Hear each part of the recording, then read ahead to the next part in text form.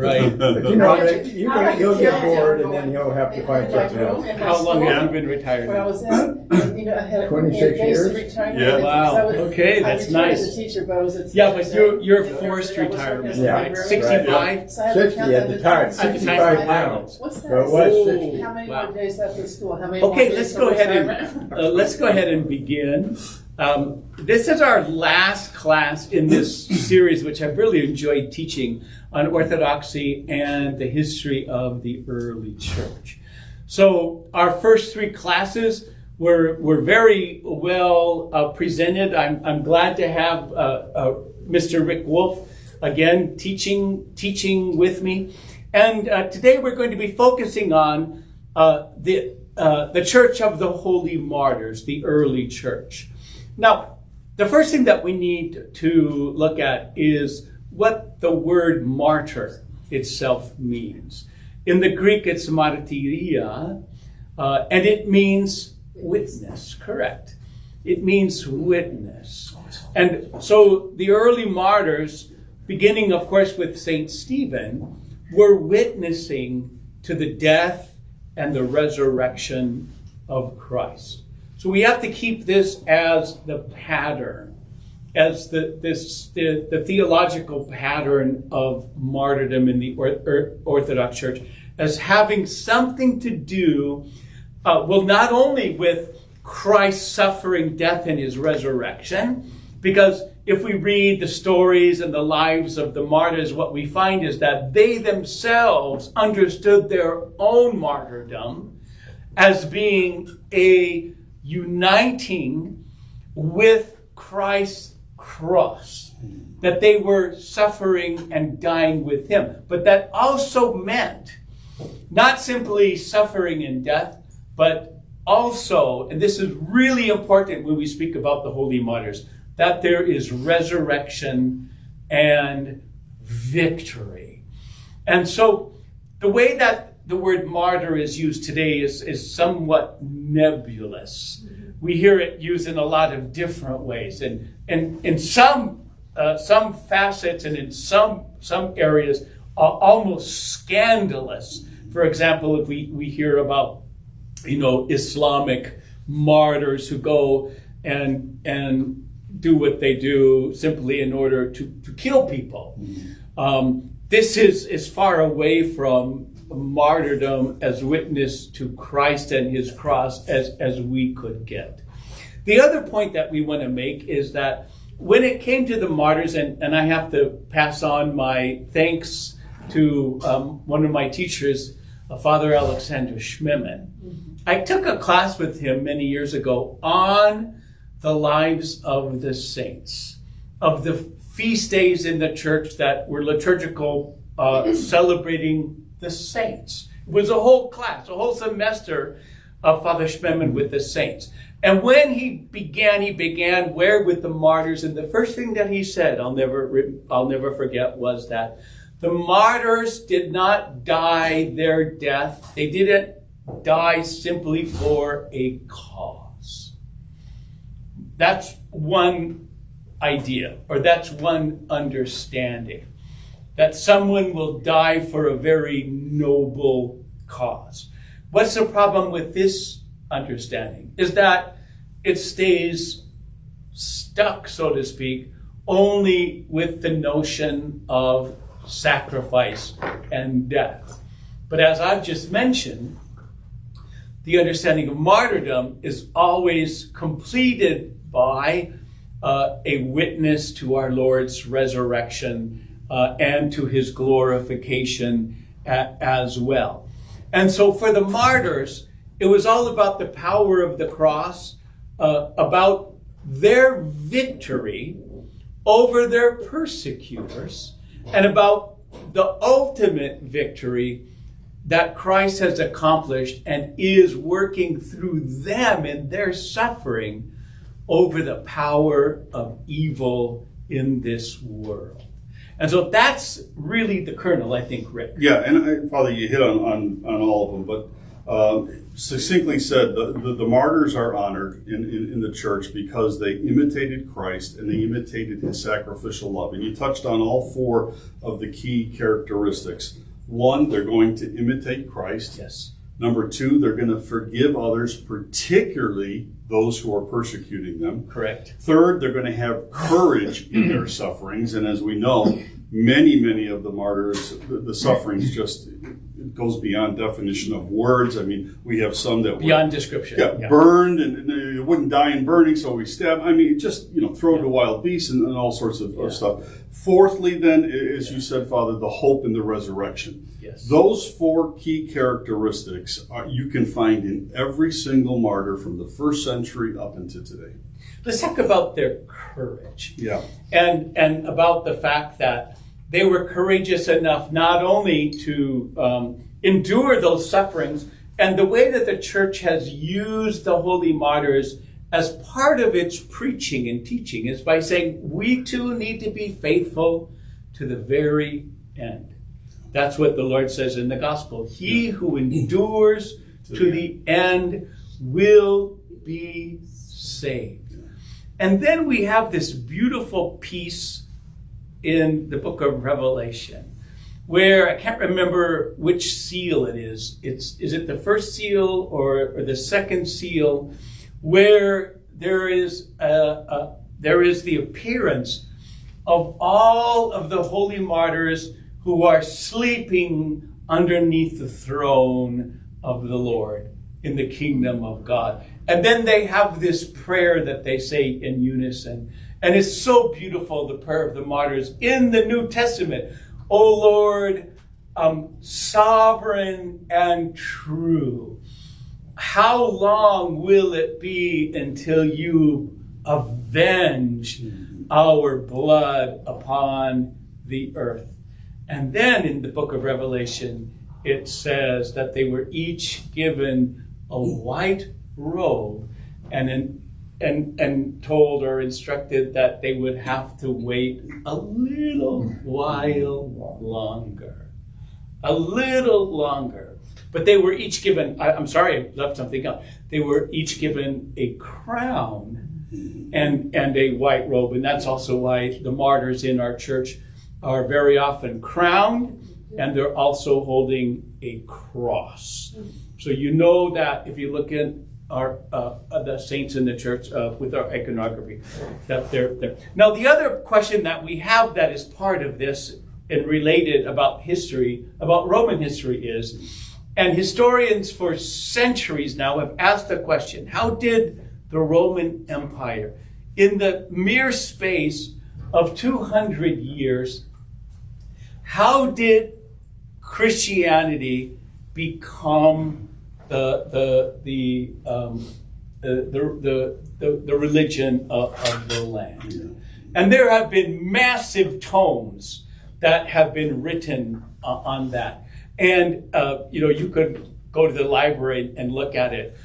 But what is the answer to that question? What was it about these martyrs and the early Christians that they were able to have such an influence? I'll let you talk about Constantine, but I'll give the preface up to it, Father. So yeah. Remember, for the most part, Christians are meeting in homes. Correct. The catacombs, 60 some miles underneath Rome, where they're holding services and whatnot.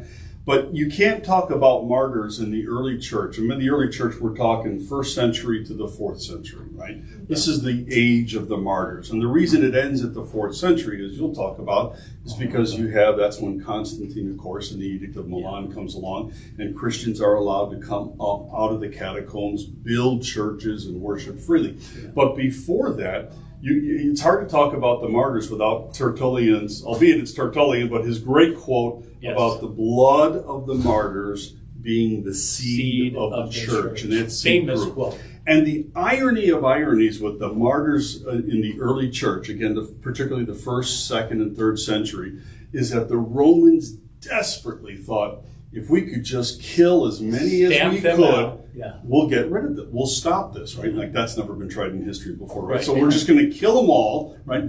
And as what happened, the irony of ironies through the working of what can only be described as the Spirit of God in a miracle, is that the Christians would line up to be martyred. Right. And their witness and their courage and their courage in suffering influenced so many more that could ever have been convinced by words and pamphlets, That's right? the point. And through their lives, right?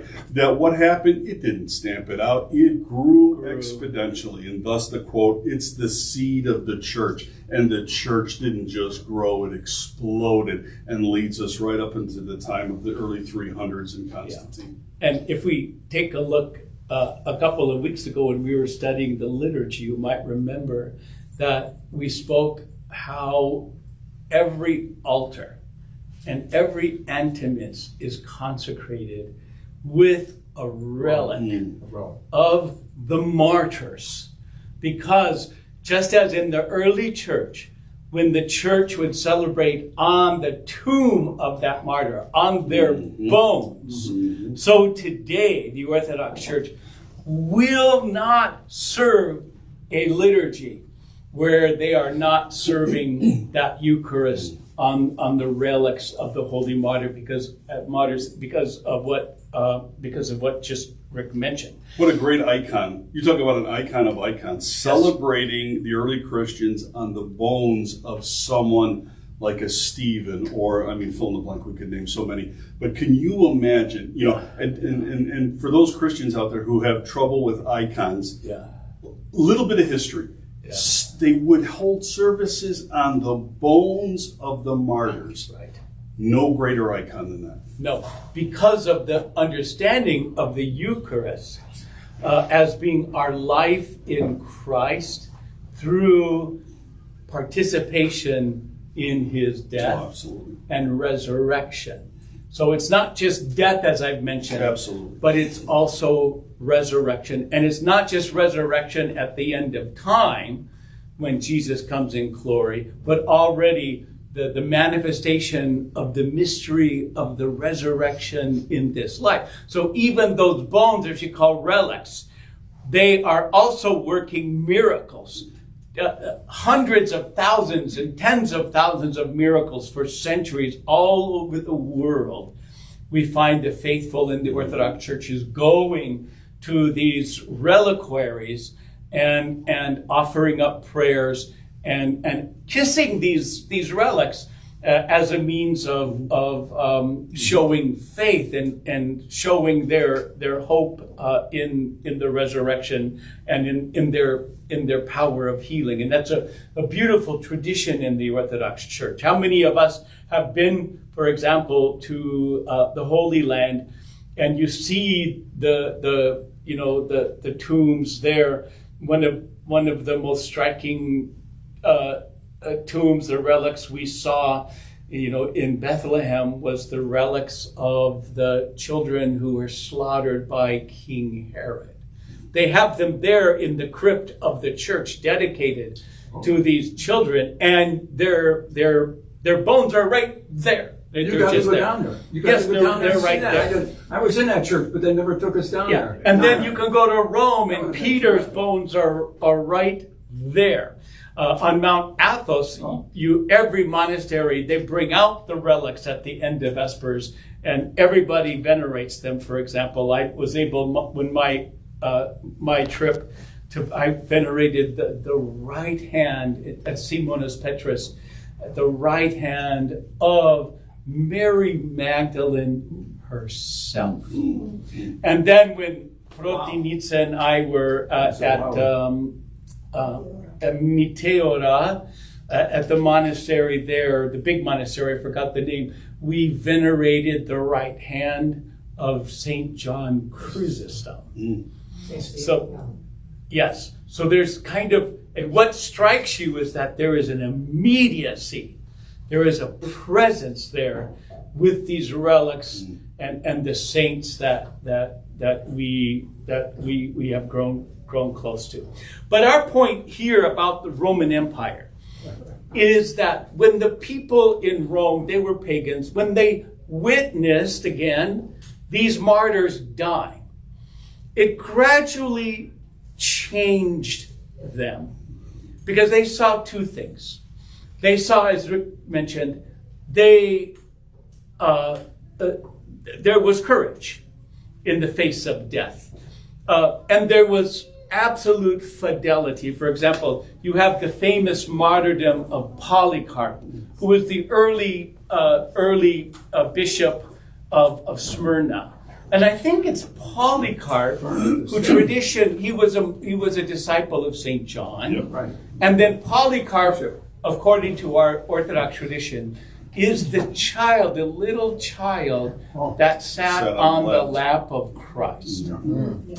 Now, people will say, well, that's just a legend. No, I believe it. These things don't come up out of nothing, out of nowhere. So you have the martyrdom of Polycarp, and they bring him into the stadium, and the Roman governor says, "Oh, Polycarp, have mercy. Think about your age." He's 96 years old. Do you really want to do this? Do you want to go through with it? And they have been threatening him. And he is faithful. And finally, Polycarp says this to the Roman governor. He said, he was 86. 86 years. 86 years have I served Christ. But he has never done me any harm. How then can I blaspheme my king who saved me? I bless you for deigning me worthy this day and this hour, that I might be among the martyrs and drink the cup of our Lord Jesus Christ. It's a very beautiful thing. And so there was no hate. There was no anger. There was no vengeance. That was the thing that shocked the Romans, that they refused to condemn their persecutors. And I think the Romans were hoping and counting on an insurrection so that they could justify wiping more of the Christians out. And when they weren't, and they saw there was no uprising, absolute confusion, I'm sure. You can imagine the meeting of the Roman generals going, what do you mean they're lining up? What do you mean they're not insurrecting? What do you mean they're going willingly? You mentioned Polycarp, but you think of Ignatius and his 7 letters and his journey, to Rome. Yeah. And, if you're just even remotely familiar with any of the 7 letters, unbelievable testimony of this man becoming a martyr. And again, it was that influence of all the people watching for 200 years that just turned this empire around, so that over the course of a short couple hundred years, think of it, in a short span of about 300 years, 275 to be exact, right? Yeah. You're talking about a kingdom that was so anti-Christ, to now having the legalization of Christianity. Unbelievable. Yeah, of course. And that's because the emperors at that time demanded that the citizens of Rome and the denizens of Rome, slaves as well, offer incense before his statue.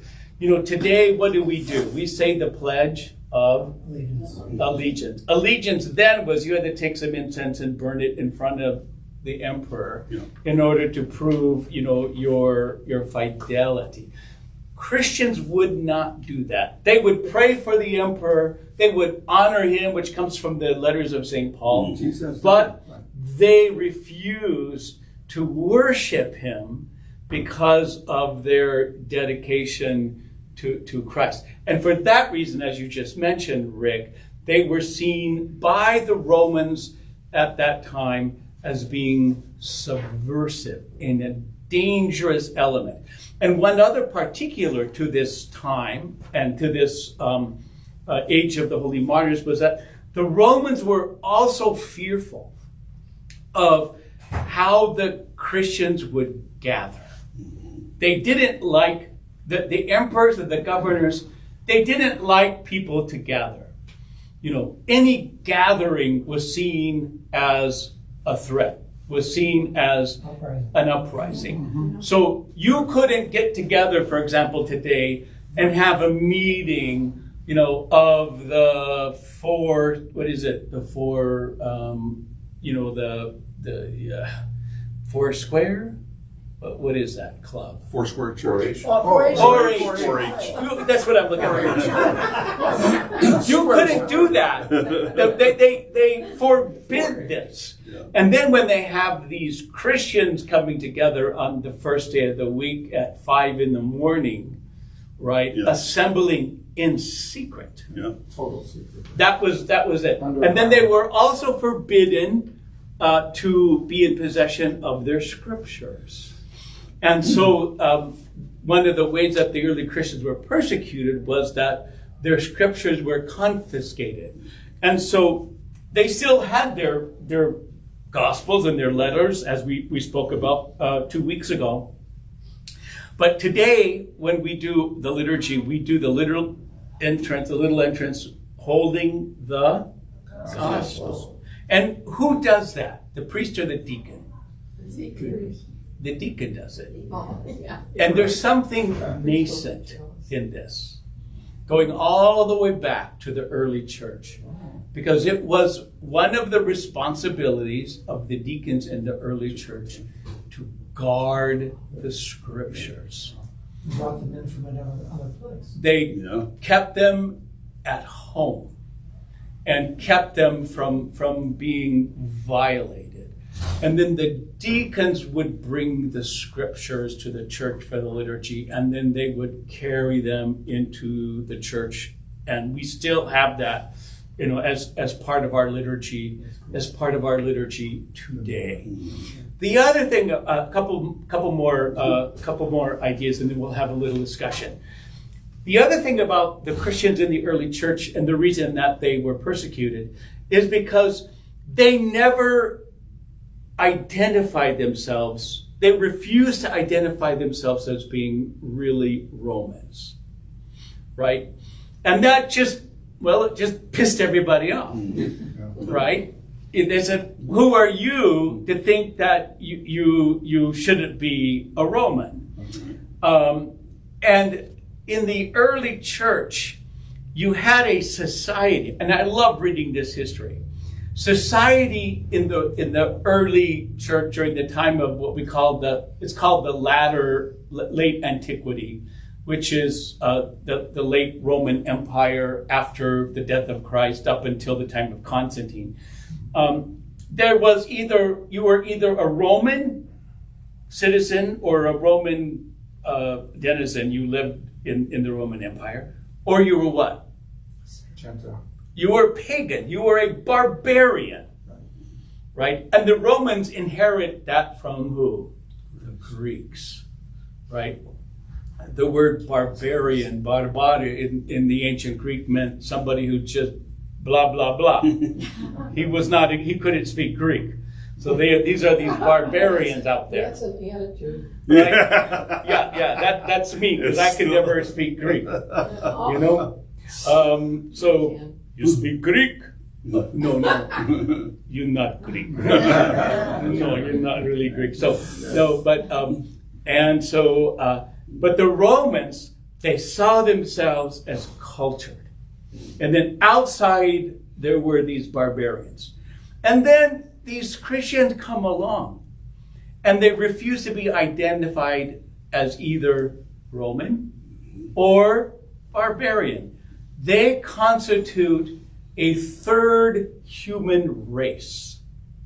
Now, they weren't thinking of race in the same way that we think of race, as kind of, ethnic, color of your skin. Tribe. Right, exactly. They were thinking of races in terms of where do you live, where are you from, what language do you speak, and the Christians come along and they say, we are a new human race because of our membership in the life of the church. So you have this letter written to Diognetus, and this is from one of the holy martyrs. And it goes like this. This is how they saw themselves. This is the Christian apologist about this third race. Christians are not distinguished from other men by country, language, nor of the customs which they observe. So there's something really new here, right? Because everybody else is distinguished by that, by custom, language, and dress, and the place that they were born. They do not inhabit cities of their own. Now, if you were living in the Roman Empire, what city you were born in counted for everything. And the same even before them in ancient Greece. It's not about a particular way of speaking language, nor do they lead a life marked out by any curiosity. The course of conduct they follow has not been devised by the speculation and deliberation of inquisitive men, by the historians. And they do not, like some, proclaim themselves as the advocates of merely human doctrines, because their doctrine is from Christ. Instead, and here it is, they inhabit both Greek and barbarian cities, however things have fallen to each of them. And it is while following the customs of the natives in their clothing, food, and in the rest of their ordinary life that they display to us their wonderful and admittingly striking way of life. And then he's gonna say this. They live in their own countries, but they do so as those who are just passing through. They have no home. I am a wayfaring stranger, passing through this world. I'm not singing. Don't look at me. Whoa, right? As citizens, they participate in everything with others, yet they endure everything as if they were foreigners. Every foreign land is their homeland, and every land of their birth, their homeland, is a land of strangers, right? Because their citizenship is in the heavenly Jerusalem. They marry like everyone else. They have children. Now, this is written in the 2nd century, but they do not destroy their offspring. Well, what's he talking about there? Infanticide. Infanticide. If you're a woman born in a family of 12 brothers and sisters, and there were already 10 sisters, there's a very good chance that they would put you out in the field without even having cut the umbilical cord. Mm-hmm. Right, they would just throw you out, and with the blood, the animals would come and they would devour these children. That's called infanticide by, there's a name for it. It's even spoken of by the holy prophet Ezekiel, right? Yeah. They share this is my favorite one. They share a common table, meaning everything that they own is everyone else's. They share a common table, but not a common bed. So what's this guy doing? He's poking fun at the Romans because of their immorality. They exist in the flesh, but do they not live by the flesh? They pass their days on earth, but are citizens of heaven. They obey the prescribed laws, all the while suppressing the laws by their lives. They love all men and are persecuted by everyone. They are unknown and condemned. They are put to death, and they are restored to life. They are poor, yet make many rich. They lack everything, and yet overflow, it says, in everything. And there we have something of St. Paul, of course, before the letters of St. Paul actually became part of the New Testament. So this gives us a really good look into those early Christians. It didn't matter where you were from, whether you're from Africa or from Greece or from Anatolia, modern day Turkey, whether you were from France or from Spain or from Britain, as many of them were, they were all Christians, and they wiped out all of these earthly, identities. And that's why we're very careful even in saying, well, are you Russian Orthodox or Greek Orthodox or you Serbian Orthodox? At a certain point, there's no ethnic designation. It's simply the church, and the heavenly Jerusalem. So we leave all of that behind. One more thing that we have to just talk about for a couple of minutes, 2 minutes, and this is about what happens with all of those early Christians. In 312, Constantine the Great issues the edict, the famous Edict of Milan. And this is the famous edict that Constantine the Great issued before he was even a Christian, legalizing Christian status, meaning that they could now assemble and they could own their own property. And at that point, at the beginning of the 4th century, in the early 300s, we know that 1 in 10 of every Roman was a Christian. So 1/10 of the population was already Christian, and so that would continue to change.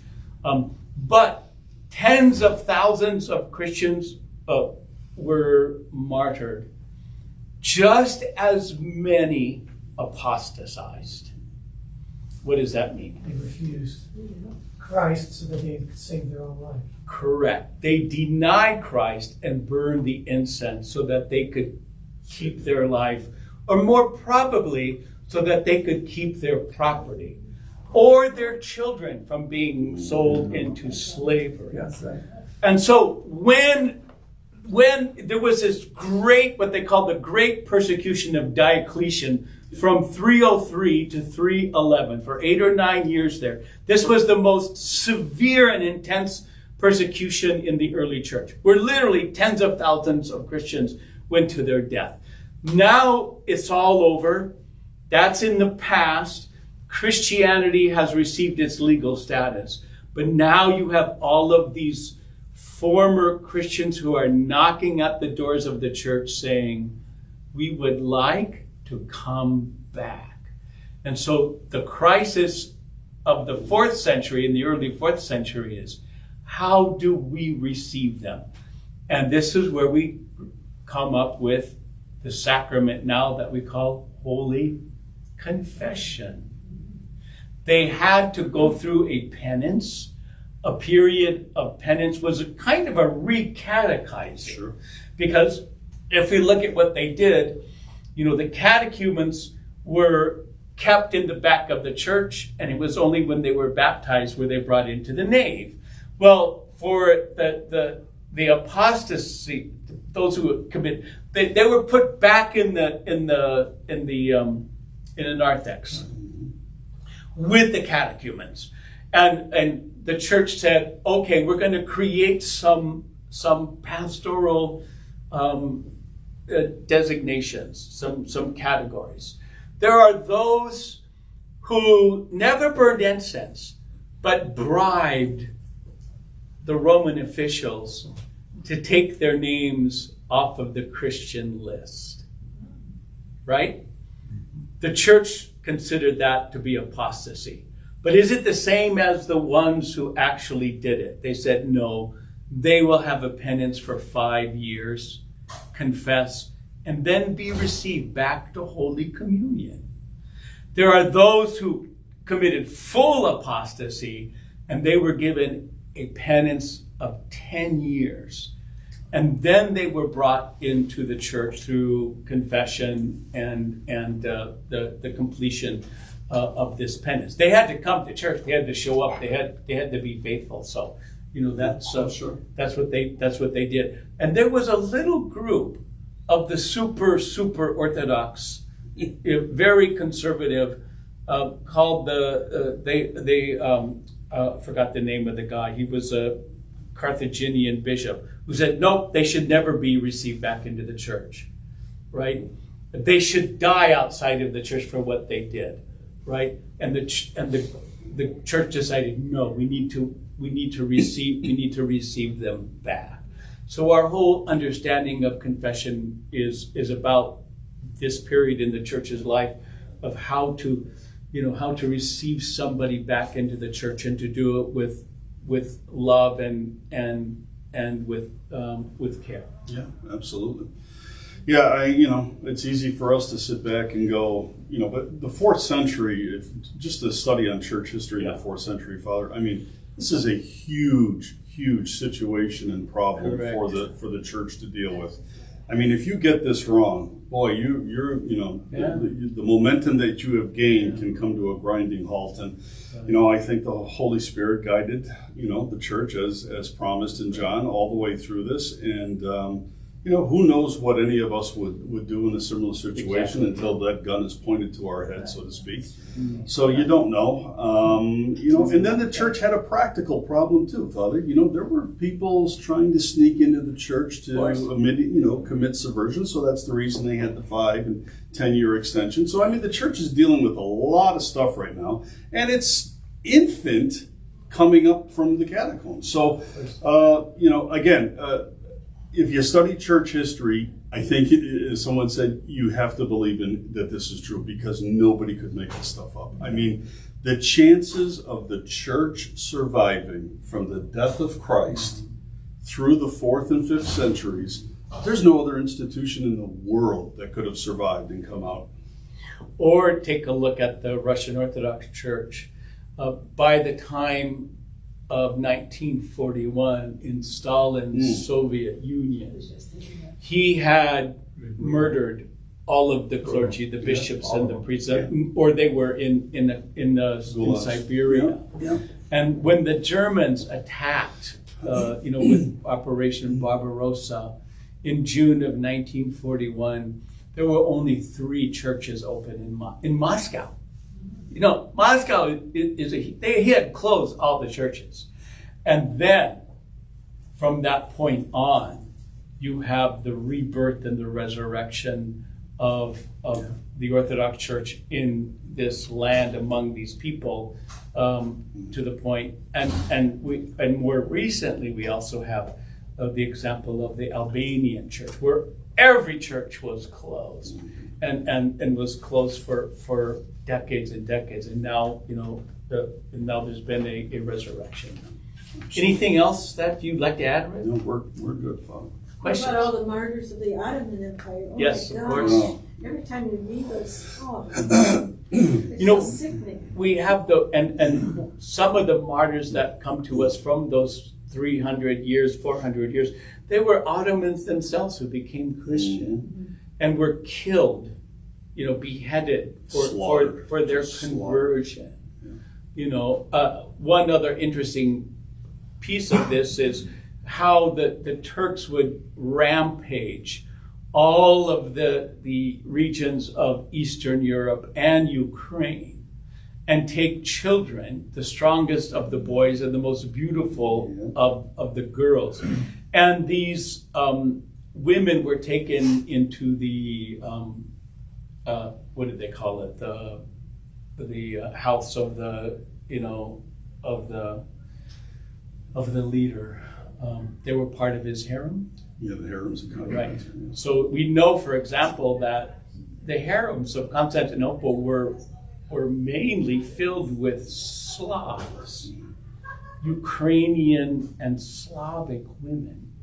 And of course, they were forced to become, to become Islam, to become confessed. But they were, I'm sure that they were so young. They were young, and I'm sure that there were hundreds of them that maintained their faith, Sure. For the whole of their lives. You've got that going on now in Islam. Yes. Yeah, The you same do. thing. It's happening over and over. Not much has changed. Yeah. Where's it happening? It's interesting, you had Wow, yeah. in 7 years ago, the beheading of the 20 Coptic February 13th. Yeah. workers. Right. Yeah. And it became 21 because there was a African among them. I don't know what country he was, but he was a pagan. He was not Christian. Oh. When he saw the faith of these 20 That's right. Copts that were his friends, he said, Me too. "I'm with them. Yeah. I'm with them." Yes. We have an icon. And That's right. and it's an example of how, for him, this one African martyr, he becomes a Christian, meaning he's baptized not with water, but he's baptized in his blood. Yep. So there were many martyrs in the early church who were not baptized yet. They were catechumens. Many women, by the way. And they received a blood blood baptism through their holy martyr. Yeah, absolutely. Don't you find that, now don't get me wrong, that preaching the word and using the words of Christ and telling people about Christ is very important, but don't you find that the main Orthodox way of evangelizing His life, yeah. is to live a Example. Christ-like life and emulate the saint, kind of emulates the saints, so that other people Absolutely. can see that. It's hard. Yeah. But isn't that kind of the same? No, that's absolutely it. It's fascinating if you study history, and for example, if you take a look at the Greek philosophers, and of course the Greek poets, Sophocles and these ancient famous plays, they're all about the idea and the question of justice. Someone gets murdered, and so someone in that family where the member was murdered needs to murder the murderer For justice. Mm-hmm. in order to satisfy justice. See what I'm saying? Sounds like the news that's on at 5 o'clock. Yeah. It's like the news that's on at 5 o'clock. But then you have these Christians that refuse to follow or play that game. Yeah. Because their justice is always from the Lord. Vengeance is mine, Yes. saith the Lord. But that was, again, it was shocking to these Romans, who really felt that if somebody causes a suffering, then they themselves need to suffer, because that's justice as retribution. And Father, I think that we have to be very much aware of what's happening in our society now when we Yeah. talk about Islam, because it's very manipulative. And I know in the school system, it's bad because we have to have the rooms for when they're fasting. We can't serve any pork. Yeah. So we have to be careful. The Christians really need to stand up, because they're coming in. If you ask Father Daniel does, Yeah. he will tell you. He says they do it secretly, and then they will take over, and we're going to be in some serious trouble if we as Christians. I had a friend of mine who worked at the same school, and she was complaining how the traffic on Friday on Harlem. I said, well, shame on us Christians that we don't do it the same, that there's not the same problem on Sunday with church. Yeah. And so we have to be very aware. I've seen it in the school system. It's very deceptive. Yeah. Or it's creeping throughout society. It is. So we really have to stand up. And be The question witnesses. will be: do these families will they assimilate over the generation? So thank you very much. Father, Yes. So the centurion you spoke about today, wonderfully, because it's an absolute grand story. He was bold. Yeah. And what's happening in this society is we're not bold, especially in this educational realm. Right. I mean, this stuff has to stop, otherwise, like they've all said, Deacon Daniel, our